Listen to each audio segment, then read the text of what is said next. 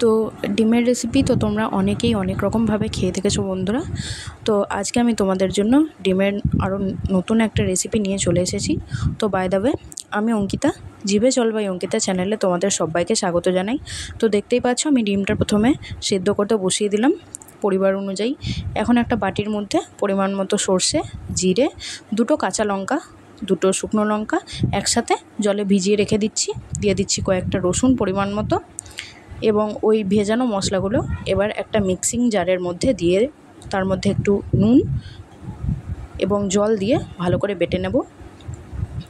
এরপর ডিমগুলো এক একটা নিয়ে সেদ্ধ হওয়ার পর ছুরি দিয়ে এরকম করে, দেখতেই পাচ্ছ, একটু কাট দিয়ে দেবো যাতে মশলাটা ডিমের ভেতরে খুব ভালোভাবে ঢোকে, ডিমটা খেতে ভালো লাগে।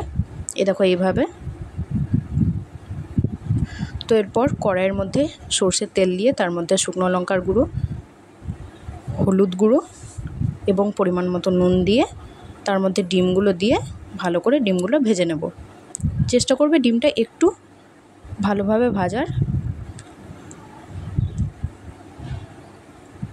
ডিমটা ভাজা হয়ে গেছে, এরপর আমি তুলে নিচ্ছি। ওই তেলের মধ্যেই আর একটু তেল দিয়ে পেঁয়াজ কুচিগুলো দিয়ে দিচ্ছি। পেঁয়াজ কুচিগুলো খুব ভালোভাবে ভেজে নিতে হবে গোল্ডেন ব্রাউন করে। এরপর দিয়ে দিচ্ছি ওই বেটে রাখা মশলা। এই মশলাটা দিয়ে খুব ভালোভাবে কষিয়ে নিতে হবে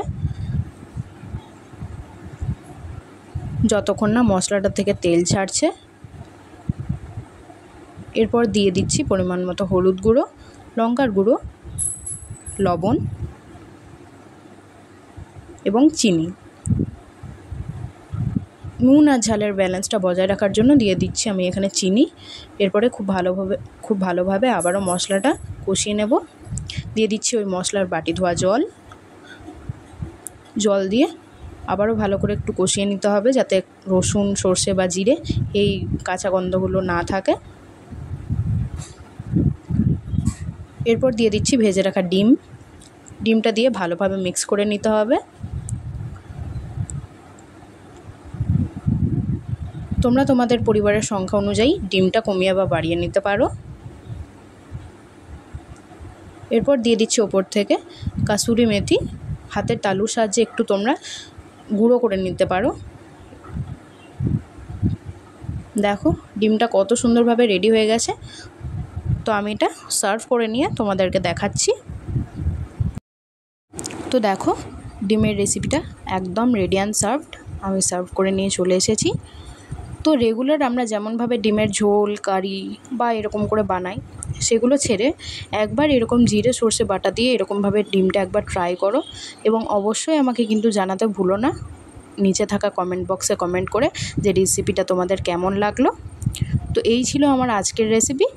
তোমরা যদি আমার চ্যানেলে নতুন হয়ে থাকো দেন অবশ্যই পাশে থাকা সাবস্ক্রাইব বাটনটাতে ক্লিক করে বেল নোটিফিকেশন অন করে রেখো আরও নিত্য নতুন ভিডিওর আপডেট পাওয়ার জন্য। তো আজ এই পর্যন্তই। সবাই ভালো থেকো, সুস্থ থেকো, টাটা।